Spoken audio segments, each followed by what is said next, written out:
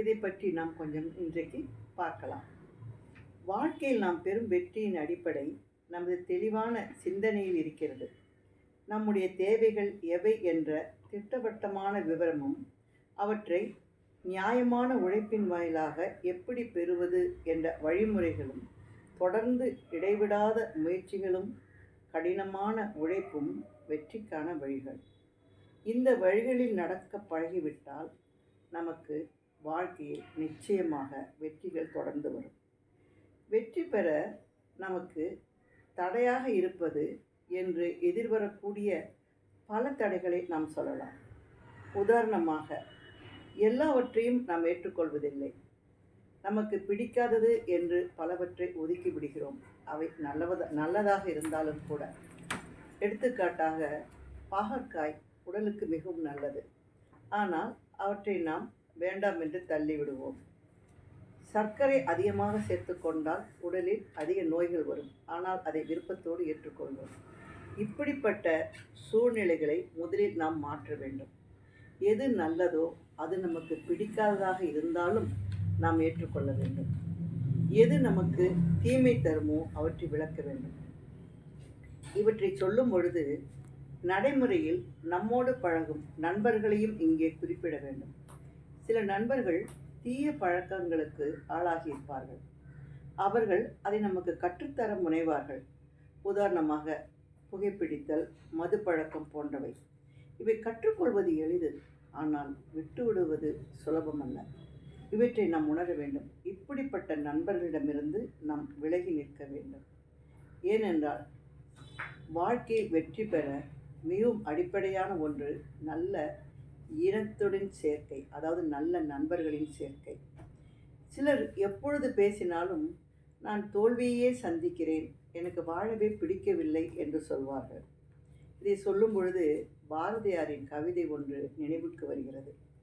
தேடிச் சோறு நிறத்தின்று பின் சின்னஞ்சிறு கதைகள் பேசி மனம் வாடி துன்பம் மிக உழன்று பிறர் வாட பல செயல்கள் செய்து நரைகூடி கிழப்பருவமெய்தி கொடுங்கூற்றுக்கு இறையென பின் மாயும் பல வேடிக்கை மனிதர்களைப் போல நான் வீழ்வேன் என்று நினைத்தாயா?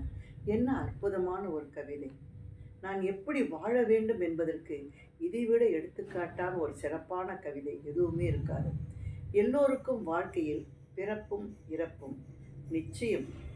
எப்பொழுது பிறக்கிறோமோ அப்பொழுதே இறப்பு என்கின்ற ஒரு நாள் குறிக்கப்பட்டு இருக்கும்.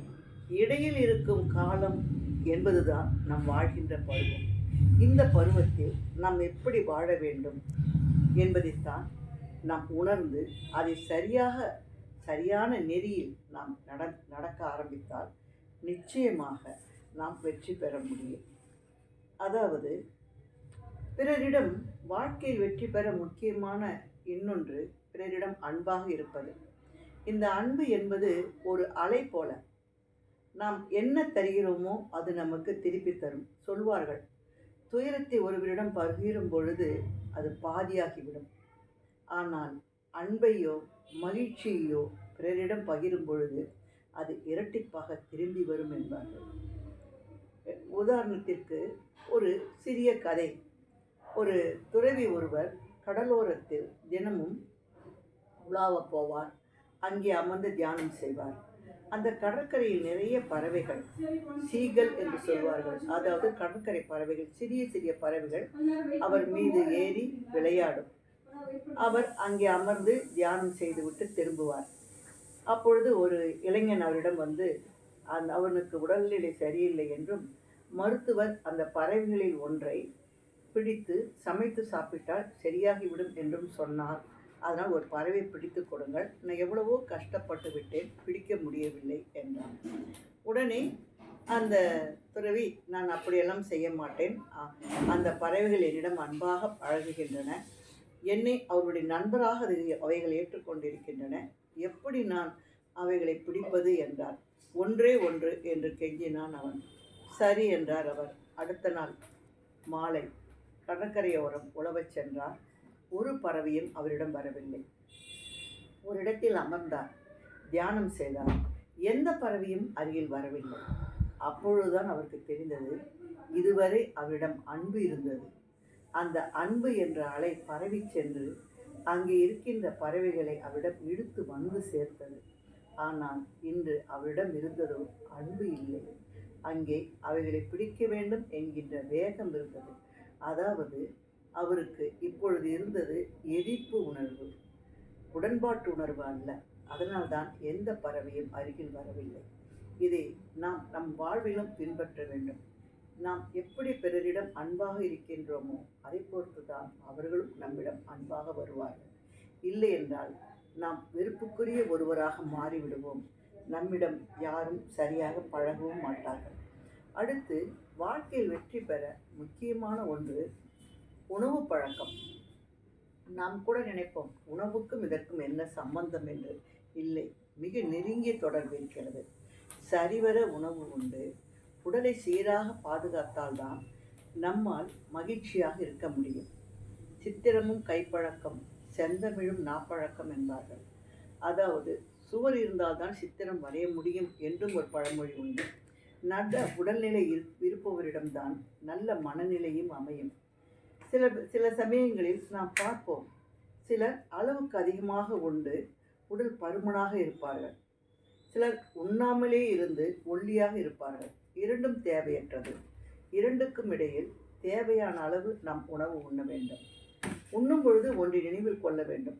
முக்கியமாக பெண்கள் திருமணத்திற்கு முன்பு குடியுடையுடன் இருக்க வேண்டும், அழகாக இருக்க வேண்டும், பிறர் கண்களுக்கு தாம் வனப்புடன் தோன்ற வேண்டும் என்றெல்லாம் நினைப்பார்கள். ஆனால் திருமணத்திற்கு பிறகு அவையெல்லாம் சற்றல்ல அதிகமாகவே மாறிவிடும். அதை பற்றி சிந்தனையே இல்லை. இதற்கு காரணம் ஒன்று இருக்கிறது. எல்லோருக்கும் உணவிடுவது, அதாவது பரிமாறுவது பெண்களாகத்தான் இருப்பார்கள் வீட்டில். அப்பொழுது எல்லோருக்கும் அவர்கள் சமைத்த உணவை பரிமாறும் பொழுது மீதியாகிவிடும். சில சமயங்களில் நிறைய உணவு. இவர்களுக்கு என்ன தோன்றும் என்றால், அவற்றை எப்படி கீழே கொட்டுவது? கஷ்டப்பட்டு வாங்கிய பொருள், காசு செலவு செய்து வாங்கியது என்பது ஒரு புறம், அதை கஷ்டப்பட்டு சமைத்தது என்பது இரண்டாவது, அவற்றை கீழே எப்படி கொட்டுவது என்கின்ற கவலை மூன்றாவது. இதனால் அவைகளை கொட்டாமல் இவர்களை உண்டு விடுவார்கள். இந்த இடத்தில் நீங்கள் ஒன்றை நினைவில் கொள்ள வேண்டும். எது தேவையில்லையோ அதையெல்லாம் நம்ம எங்கே போடுவோம்? குப்பை தொட்டியில். இப்பொழுது உங்களுக்கு நினைவுக்கு வர வேண்டியது, உங்கள் வயிறு ஒரு குப்பை தொட்டியா? இல்லையே. உங்களுக்கு தேவையான அளவுதானே நீங்கள் உண்ண வேண்டும். அதிகமாக இருப்பதை ஏன் உண்ண வேண்டும்? அவ்வாறு உண்ணும் பொழுது உங்கள் வயிறும் ஒரு குப்பை தொட்டி ஆகிவிடுகிறது.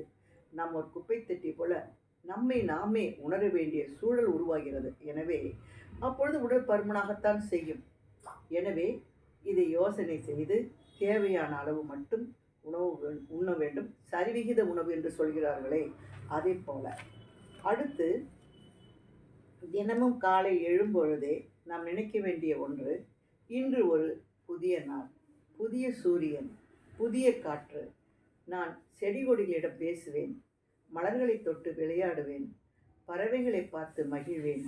நான் பார்க்கின்ற எல்லா முகங்களிலும் புன்னகை தோன்றுமாறு அவர்களிடம் பழகுவேன். ஏனென்றால் என் முகத்தில் எப்பொழுதும் புன்னகை இருக்கும். ஒருவன் சிரிக்கும் பொழுது அவனுடைய மலர்ச்சி அவனுடைய முகத்தை அதிகமாக மலர வைக்கிறது. அதே கோபப்படும் பொழுது முகத்திலுடைய தசைகள் சுருங்குவதனால் முகத்தில் சீக்கிரமாக சுருக்கங்கள் விழுந்துவிடும். அதாவது கிழப்பருவம் எய்தது போல முகம் மாறிவிடும். இதை மனதில் கொண்டு எப்பொழுதும் புன்னையுடன் இருக்க நாம் பழக வேண்டும். அடுத்தது, ரொம்ப இன்றியமையாத ஒரு விஷயம், காலத்தை தள்ளி போடக்கூடாது. ஒரு இதய நோய் நிபுணர் இருந்தார். அவருக்கே ஒரு முறை லேசாக நெஞ்சு வலித்தது. அவர் என்ன நினைத்தார்? தன்னைத்தானே செக்கப் செய்துவிட்டு இன்னும் ஒரு வாரம் தாங்கும் என்று தள்ளி போட்டார். ஆனால் அது ஒரு வாரம் அல்ல, ஒரு 2-3 நாட்களிலேயே அவருக்கு உடல்நிலை மோசமாக அவர் அந்த மாரடைப்பில் அவர் இறந்து போனார். ஏனென்றால் வாழ்க்கையில் நாளை என்பது நேற்று என்பது திரும்ப வராது. இன்று என்பது இன்றோடு மறைந்துவிடும். நாளை என்பது நமது கைகளில் இருக்காது. அதாவது சொல்வார்கள், நேற்று என்பது உடைந்த பானை, நாளை என்பது மதில் மேல் பூனை, இன்று என்பது கையில் உள்ள வீணை. பாருங்கள், இன்று என்பதுதான் நம்ம கையில் உள்ள வீணை. அதை மீட்டுவோம், மீட்டி பாடுவோம். அந்த இன்னிசை எல்லா இடங்களிலும் கேட்கும். எனவே வாழ்க்கையில் எப்பொழுதும் இன்று என்பதை நினைவில் கொண்டு அதனை சிறப்பாக நாம் பயன்படுத்த வேண்டும். என்னென்ன திரும்பி வராதது என்று சொல்லக்கூடியது நாட்களும் தான். மாணவர்கள் தேர்வுக்கு தயாராகும் பொழுது உடனே நினைப்பார்கள், ஒரு வாரம் இருக்கிறது, 10 நாட்கள் இருக்கிறது, மெதுவாக எழுதி கொள்ளலாமே என்று நினைப்பார்கள். தவறு, மிக மிக தவறு. ஏனென்றால் நாட்கள் விரைவில் ஓடிவிடும். நாளை தேர்வு என்பது இன்று வந்து நிற்கும். அப்பொழுது என்ன செய்ய முடியும்? இதற்கு ஒரு கதை சொல்வார்கள். அதாவது, எல்லோரையும் பிடிக்கின்ற சனீஸ்வரன் பிள்ளையாரிடம் வந்ததாம். பிள்ளையாரிடம் சொன்னாராம், நான் உங்களை இன்று பிடிக்கப் போகிறேன் என்று சொன்னாராம். உடனே பிள்ளையார் சொன்னாராம், ஏதோ எழுதி கொண்டிருந்தார் அவர் சொன்னாராம், நீ நாளைக்கு வா என்று சொன்னாராம். உடனே சனீஸ்வரன் கேட்டாராம், நாளை நான் கட்டாயம் வருவேன் என்று சொன்னாராம். அதைத்தானே நானும் சொன்னேன், நாளை நீ கட்டாயம் வா என்று சொன்னாராம் பிள்ளையார். சரி, அன்று ஒரு நாள் போய்விட்டது. அடுத்த நாள் சனீஸ்வரன் மீண்டும் வந்தாராம். பிள்ளையாரை பிடிக்க போனாராம். அப்பொழுது பிள்ளையார் சொன்னாராம், நான் நேற்று என்ன சொன்னேன் உன்னிடம் என்றாராம். உடனே சனீஸ்வரன் சொன்னதாம், இன்று வர சொன்னீர்கள். இல்லை, தவறாக சொல்கிறாய், சரியாக சொல், நேற்று நான் என்ன சொன்னேன் என்று சொன்னாராம். நாளை வர சொன்னீர்கள். சரிதானே, நாளை வர சொன்னால் நீ இன்று வந்து நிற்கிறாயே என்றாராம். உடனே சனீஸ்வரனுக்கு ரொம்ப கோபம் வந்துவிட்டதாம். என்ன நீங்கள் இப்படி சொல்கிறீர்கள்? நாளை வரலாம் என்று சொன்னால் அப்பொழுது எப்போது நாளை நமக்கு வரும்? இன்று தானே வரும் என்றதாம். இது உனக்கு தெரியவில்லை, எனக்கு தெரிகிறது. எனக்கு தெரிந்த என்னுடைய பக்தர்களுக்கெல்லாம் இது தெரியும். ஏனென்றால் அவர்கள் இன்று என்கின்ற தினத்தை உபயோகப்படுத்துவார்கள். நாளை என்பதற்காக காத்து கொண்டிருக்க மாட்டார்கள். நீ போய் நாளை வா என்றாராம் பிள்ளையார். இது அவருக்கு மட்டுமல்ல, அவருடைய எல்லோருக்கும் சொல்கின்ற ஒன்றுதான். இன்று என்பதுதான் நமது கையில் இருக்கின்ற ஒரு நாள். அதனை நாம் சரியாக பயன்படுத்துவோம்.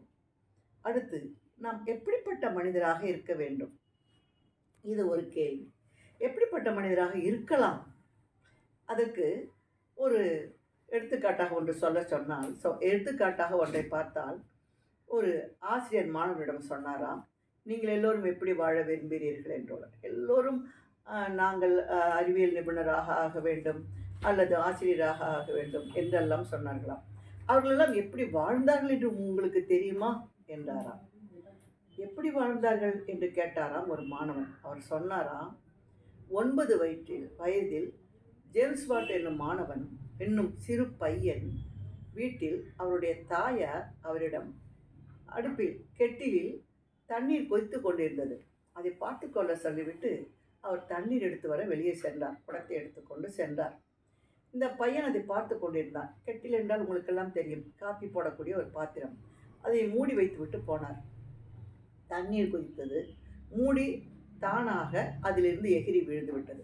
மறுபடியும் இந்த பையன் அந்த மூடியை வைத்தான். மறுபடியும் விழுந்தது.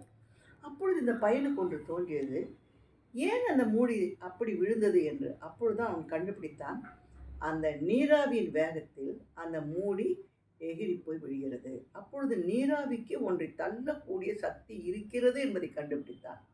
அதுதான் நீராவி என்ஜினை கண்டுபிடிப்பதை அவனை ஊக்குவித்து பிற்காலத்தில் நீராவி என்ஜினை கண்டுபிடித்தவன் ஜேம்ஸ் வாட். அதாவது ஒரு சிறுவனாக இருக்கும்போது தோன்றிய ஒரு எண்ணம் வளர்ந்த பிறகு அவன் இப்பொழுது ஓடிக்கொண்டிருக்கிறதே இந்த ரயில்கள், இவையெல்லாம் அந்த காலத்தில் நீராவியில்தான் ஓடிக்கொண்டிருந்தன. அதை கண்டுபிடித்தவன் அவன்தான். ஆகவே ஒன்றை பார்க்கும் பொழுது ஏன் இப்படி இருக்கிறது, அது எதனால் இப்படி இருக்கிறது என்று வாழ்க்கையில் அதை பார்க்கும் பொழுது சிந்திக்க வேண்டும். இந்த சிந்தனை பல செயல்களுக்கு அடிப்படையாக அமையும். சொல்வார்கள், ஆதி காலத்தில் நாகரிகங்கள் தோன்றிய இடங்கள் எல்லாம் நதிக்கரைகளில் என்று. ஏன் நதிக்கரையில் தோன்றின? இந்த கேள்வி கேட்டுக்கொண்டால் உங்களுக்கே விளங்கும். நதிக்கரைகளில் தான் மரங்கள் இருந்தன, தங்குவதற்கு இடங்கள் இருந்தன, நீர் அருகில் இருந்தது, விவசாயம் செய்ய முடிந்தது. அதனால் தான் நதிக்கரைகள் நாகரிக தொட்டில்கள் என்று சொல்வார்கள். அதே போல அந்த நதிக்கரைகளாக நமது வாழ்க்கை அமைய வேண்டும். எதை பார்த்தாலும் ஏன், எதற்கு என்ற கேள்வியை கேட்கும் பொழுதுதான் புதிய கண்டுபிடிப்புகளை நம்மால் உருவாக்க முடியும், உருவாக்கக்கூடும். அதனால் எதை எடுத்தாலும் நாம் அது சரியா தவறா என்கின்ற எண்ணத்தோடு அது ஏன் நடந்தது என்பதனையும் யோசனை செய்து கொள்ள வேண்டும்.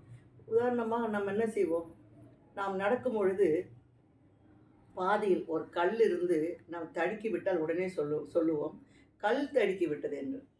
அதே போல் செவுரில் இடித்து கொண்டு விட்டோம் என்றால் செவுரு இடித்தது என்று சொல்லுவோம். அது எங்காவது இடிக்குமா? நாம போய் இடித்து விட்டு அது இடித்தது, இது தள்ளியது என்றெல்லாம் மிக சுலபமாக அதன் மீது பழியை போடுவோம். இல்லை, தவறுகள் நமது மேலும் இருக்கின்றது. நமது மேல்தான் முழுக்க முழுக்க தவறு. எல்லாம் இருக்கின்ற இடத்தில் சரியாகத்தான் இருக்கின்றது.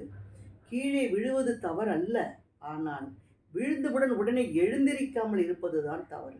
இதனை யோசனை செய்து வாழ வேண்டும். இப்படி நம் வாழ்க்கையில் எப்படி இருக்க வேண்டும், எந்த நிலையில் இருக்க வேண்டும் என்பதனை எல்லாம் யோசனை செய்து வாழ்ந்து கொண்டால் நாம் உண்மையிலேயே வாழ்க்கை நிச்சயமாக வெற்றி பெற்ற அந்த மனிதர்களுடன் ஒருவராக நாம் அமைவோம். இன்னொன்று சொல்வார்கள், என்னிடம் பணமே இல்லை, இவர்களிடமெல்லாம் நிறைய பணம் இருக்கிறது என்று சொல்வார்கள். இதை சொல்லும் பொழுது ஒருவரை பற்றி இங்கே நாம் பார்க்க வேண்டும். ஏன் அவரிடம் பணம் இருக்கிறது, நம்மிடம் ஏன் இல்லை? உங்களுக்கு தெரியும், உலகத்தில் மிகப்பெரிய ஒரு கோடீஸ்வரர் யார் என்றால் ராக்பெல்லர். அவர் தினமும் இரவில் தூங்கும் பொழுது அன்று என்ன செலவோ அதை எழுதுவாராம். கணக்கு எழுதி அது எவ்வளவு ஆகிவிட்டது என்பதை அவர் கூட்டி போட்டு, இது இன்றைக்கு இவ்வளவு ஆகிவிட்டது, நேற்றை விட இன்றைக்கு ஏன் அதிகம் என்றெல்லாம் கணக்கிட்டு அதற்கு தகுந்தபடி செலவு செய்வாராம். ஒரு முறை அவர் தங்கியிருந்த அந்த ஹோட்டல் அந்த முதலாளி அவரிடம் சொன்னாராம், நீங்கள் ஏன் வந்தால் சாதாரண அறை எடுத்து தங்குகிறீர்கள், உங்கள் மகன் விலையுயர்ந்த அறை எடுத்து தங்குகிறாரே, ஒரு சொகுசு அறையில் தங்குகிறாரே என்றாராம். அதுக்கு ராக்பெல்லர் சொன்னாராம், என் மகனுடைய அப்பா கோடீஸ்வரன், ஆனால் என்னுடைய அப்பா சாதாரண தொழிலாளி தானே என்று சொன்னாராம். அந்த நினைவு என் மனதில் இன்னும் இருக்கிறது. இன்றும் நான் அளவறிந்து செலவு செய்கிறேன், அதனால்தான் நான் நன்றாக வாழ்கிறேன் என்று சொன்னாராம். இது எல்லோருக்கும் பொருந்தும். வாழ்க்கையில் செய்கின்ற செலவை அளவோடு செய்ய வேண்டும். Little drops of water make the mighty ocean என்று சொல்வார்கள். சிறிய சிறிய மழைத்துளிகள் தான் ஒரு மிகப்பெரிய கடலை உருவாக்குகின்றது. அதே போல் நமது வாழ்க்கையில் சிறிதாக நம்ம சேர்க்கக்கூடிய ஒரு தொகை. சொல்வார்கள், உனக்கு ₹1 பணம் கிடைத்தால் அதில் 1/4 பங்கு நான் 25 பைசா சேர்த்துவை என்று சொல்வார்கள். அதே போல் சேர்க்க ஆரம்பிக்கும் பொழுது வாழ்க்கையில் அவன் எதிர்காலத்தை பற்றிய கவலையே இல்லை. ஒரு சிறிய பழமொழியை சொல்லி நம்ம நிறைவு செய்யலாம். அதாவது, சிக்கனமாக இருப்பவன் என்றைக்கும் வறுமை அடைவதில்லை. சிக்கனம் என்று சொல்லும் பொழுது வாழ்க்கையில் தேவையானதை செலவு செய்து பிறகு சேமிப்பது, ஒரேடியாக கஞ்சமாக இருப்பதில்லை. எனவே வாழ்க்கையில் தேவையான நல்ல பண்புகளை கடைப்பிடித்து பிறரிடம் அன்பாக இருந்து உடல் நலத்தை பேணி தகுந்த விதத்தில் மற்றவர்களுடன் பழகி வாழ்க்கையில் தேவையான பொருளை சேர்த்து நலமாக வாழ்வதே எதிர்காலத்தில் ஒவ்வொருவருக்கும், எதிர்காலத்தில் மட்டுமல்ல இன்றும் எல்லோருக்கும் மகிழ்ச்சியும் நிறைவையும் தந்து வெற்றியும் தரும். வணக்கம்.